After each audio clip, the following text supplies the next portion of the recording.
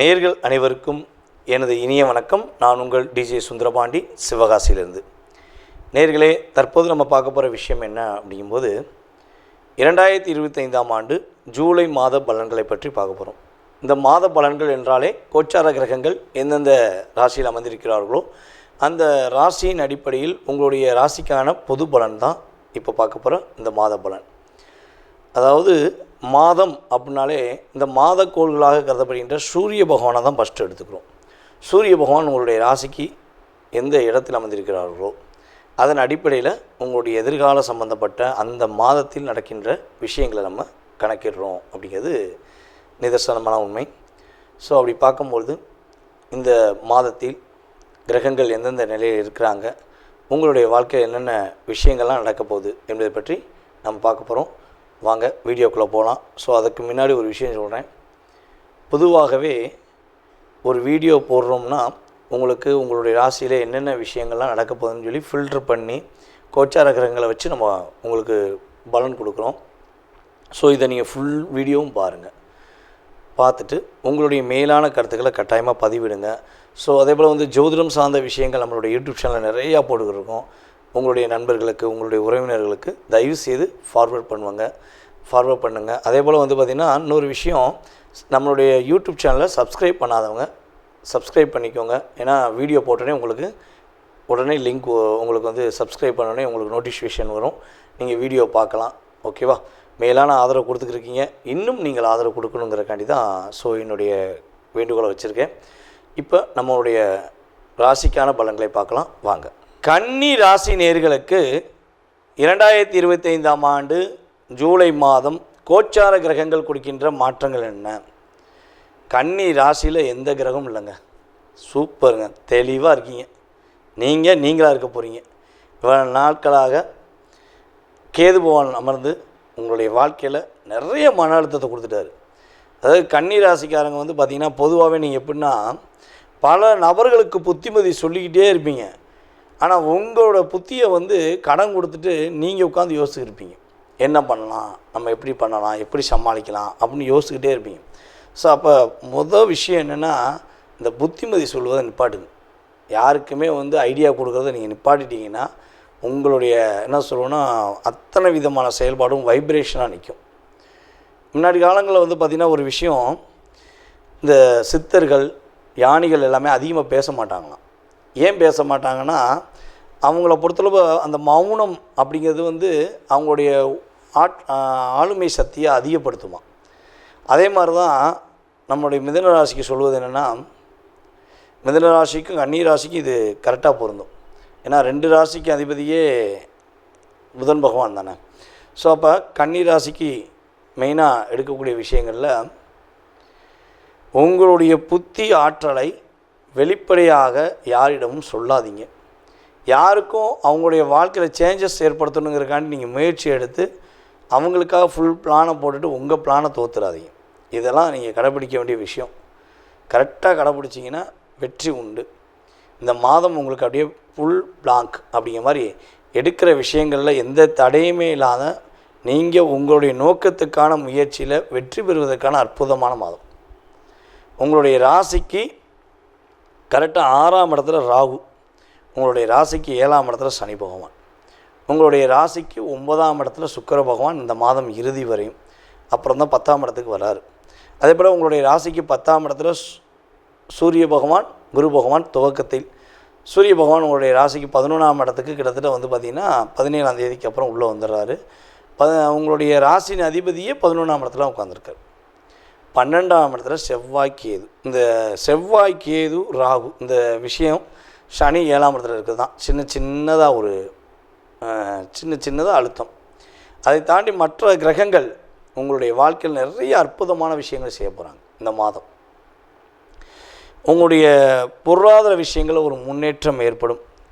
ஒவ்வொரு செயல்பாடுகள்லையுமே நீங்களே உணர்வீங்க, பரவாயில்லையே கடந்த மாதத்தை விட இந்த மாதம் நம்ம சூப்பராக இருக்குமே, ரொம்ப ஒரு சேஞ்சஸ் இருக்கே அப்படின்னு சொல்லக்கூடிய அளவுக்கு உங்களுக்கு லைஃப்பில் ஒரு சேஞ்ச் ஏற்பட போகுது. உங்கள் முள் மனது என்ன யோசிக்குதோ, என்ன விஷயத்தை எதிர்பார்த்து நீங்கள் காத்திருக்கீங்களோ அதை நிறைவேற்றக்கூடிய ஒரு அற்புதமான சூழ்நிலைகள் உண்டு. எதிர்பார்த்த இடத்துலேருந்து பணம் வரும். எங்கேயா பணம் கொடுத்துருக்கீங்கனாலும் அந்த பணம் வரலன்னு சொல்லி தடைப்பட்டிருக்குன்னு யோசிச்சிங்கன்னா அந்த பணம் உங்களுக்கு கிடைப்பதற்கான வாய்ப்பு உண்டு. அல்லது உங்களுடைய உழைப்புக்கேற்ற ஊதியம் கிடைக்கல, உங்களுடைய தொழிலுக்கேற்ற வருமானம் வரல அப்படின்னு மனசுக்குள்ள அப்படியே ஃபீலிங்கோடு சுற்றிக்கிருக்கீங்கன்னா அப்படியே சேஞ்சஸ் ஆகி நீங்கள் என்ன லாபத்தை எதிர்பார்த்தீங்களோ அந்த லாபம் கிடைக்கும், என்ன உயர்வை எதிர்பார்த்தீங்களோ அந்தளவுக்கு பொருளாதாரத்தில் ஒரு உயர்வு ஏற்படும் என்பது உண்மை. நம்மளுடைய கன்னி ராசி நேயர்களுக்கு இந்த ஜூலை மாதத்தில் பெரியவர்களுடைய ஆசீர்வாதம் கிடைக்க போகுது. பெரியவர்களுடைய ஆசீர்வாதம் அப்படின்னா உங்களுடைய தாத்தா பாட்டியாக இருக்கலாம், அல்லது உங்களுடைய ஆசிரியர் பெருமக்களாக இருக்கலாம், இல்லை உங்களுடைய ஊர்லேயே ஒரு உயர்ந்த நபராக இருக்கலாம். நீங்கள் எதிர்பார்த்து மதிக்கக்கூடிய நபர்களில் ஒரு உயர்ந்த நபர்கள் உங்களுக்கு ஒரு ஆசீர்வாதம் கொடுத்து உங்களுக்கு ஆதரவாக நான் இருக்கேன், நீ கவலைப்படாத அப்படின்னு சொல்லி உங்களுக்கு உறுதுணையாக இருந்து உங்களுடைய தடைகளை விலக்கி நீங்கள் வெற்றி பெறுவதற்கான வாய்ப்பை பெரியவர்களின் ஆசீர்வாதம் மூலமாகவோ ஆதரவுகள் மூலமாகவோ நம்மளுடைய கன்னிராசினியர்கள் உறுதியாக பெறுவீங்க. பெறக்கூடிய அளவுக்கு கிரகங்களுடைய ஏற்றம் இருக்கிறது என்பது உண்மை. இவ்வளவு நாட்களாக கடந்த காலங்களில் இழுத்துக்கோ பறிச்சுக்கோன்னு சொல்லி பிடிச்சி வச்சு இழுத்துக்கிட்டு எப்படியாவது அதை பிடிச்சிட மாட்டோமா அப்படின்னு சொல்லி அப்படியே பிடிச்சி தொங்கிக்கிட்டு இருக்கீங்க. அதை கடைசி பாயிண்டில் நிற்கிறீங்க, இதை விட்டுட்டா கீழே விழுந்துருவோம் அப்படிங்கிற மாதிரி கடைசி பாயிண்டில் இருக்கீங்கன்னா அந்த பாயிண்ட் அப்படியே அப்டேட் ஆகி நீங்கள் ஒரு அப்பில் உட்காந்து நீங்கள் அந்த இழுத்துக்கோ பறிச்சுக்கோங்கிற பிரச்சனையிலேருந்து வெளியே வருவீங்க. இழுபெரியான விஷயங்கள் எல்லாமே தடைகளை விலக்கி சாதிக்கக்கூடிய அளவுக்கு செயல்பாடுகளில் மாற்றம் உண்டு. கன்னி ராசி நேயர்களில் யாராவது வெளிநாடு செல்லணும்னு முயற்சி எடுக்கிறீங்க அப்படின்னா வெளிநாடு பயணங்கள் மேற்கொள்வதற்கான ஒரு அற்புதமான சூழ்நிலைகள் கிரகங்கள் கொடுக்கின்றன. அதே போல் பார்த்திங்கன்னா கன்னி ராசியில் யாராவது ஆசிரியர் பெருமக்கள், மருத்துவர்கள், அதே போல் மக்கள் பணியில் ஈடுபடுகின்ற அத்தனை விதமான நல்ல உள்ளங்களுக்கும் மதிப்பும் மரியாதையும் கிடைக்கக்கூடிய ஆற்றல் உண்டு. நீங்கள் மக்கள் தொடர்பில் எந்த ஃபீல்டில் இருந்தாலும் சரி, மக்களுக்கும் உங்களுக்கும் ஒரு கம்யூனிகேஷன் இருக்குன்னா அந்த இயக்கமானது ஒரு உங்களுடைய லைஃப்பில் எதிர்பார்த்த வெற்றியை கொடுக்கக்கூடிய அளவுக்கு உங்களுடைய நன்மதிப்பை பெறக்கூடிய ஆற்றல் உண்டு. நம்மளுடைய கன்னிராசினியர்கள் இயற்கையாகவே பார்த்திங்கன்னா ஒரு அன்புக்கும் பண்புக்கும் பாசத்துக்கும் கட்டுப்பட்டு அன்னை தெரசா போல் இயங்குவார்கள். அன்னை தெரசா நம்மளுடைய பூமியில் பிறந்த ஒரு அற்புதமான தேவதை, நம்ம தெய்வம் அப்படின்னு கூட அவங்கள சொல்லலாம். ஸோ அந்த அளவுக்கு இரக்க குணம் கொண்டு செயல்படக்கூடிய ஆற்றல் கொண்ட கன்னிராசி நேயர்களும் சில நபர்கள் அதிகமாக இருக்கீங்க. ஸோ அந்த அளவுக்கு உங்களுடைய வாழ்க்கையில் நிறைய விஷயங்களில் நீங்கள் புண்ணியம் பண்ணி வச்சுருக்கீங்க.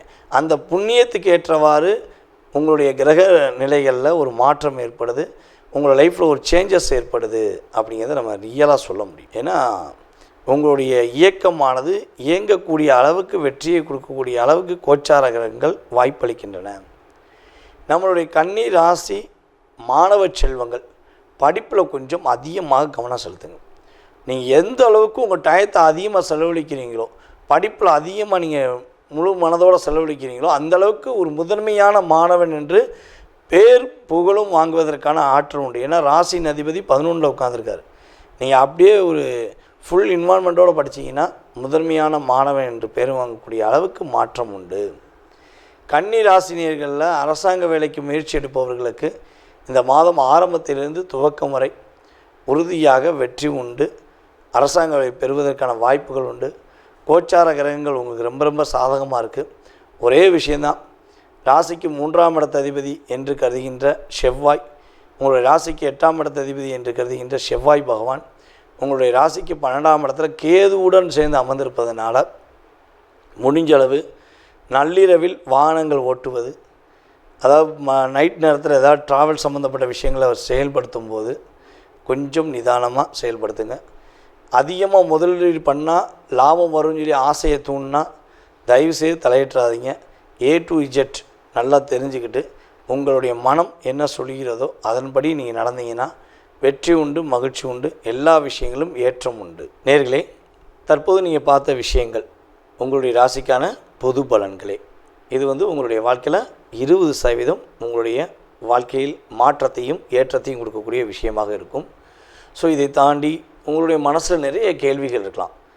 வீடு கட்டுறதுலேருந்து, கல்யாணம் முடிக்கிறதுலேருந்து, கடன் பிரச்சனையிலேருந்து, உடல் ஆரோக்கியத்திலேருந்து, ஸோ எக்ஸட்ரா இந்த மனிதனுடைய கேள்விகளுக்கு அளவே கிடையாது. அப்படிங்கிற மாதிரி உங்களுடைய மனசில் நிறைய கேள்விகள் இருக்கலாம். ஸோ இந்த கேள்விக்கான பதிலை இந்த வீடியோவில் நம்ம முழுமையாக பார்க்க முடியுமானா 100% கிடையாது.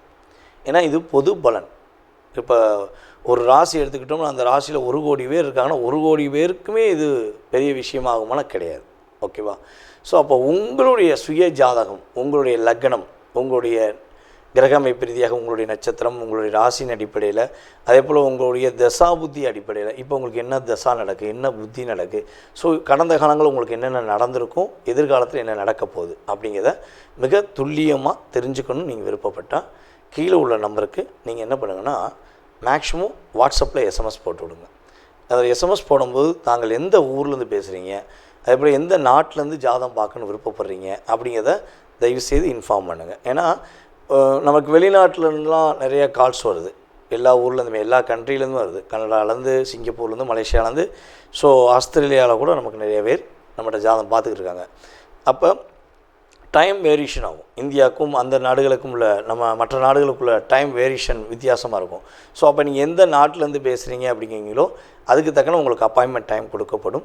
ஸோ அதனால் தயவுசெய்து மேக்ஸிமம் கால் பண்ணி எடுக்கலைன்னா நீங்கள் வாட்ஸ்அப்லேயே எஸ்எம்எஸ் பண்ணுங்கள்.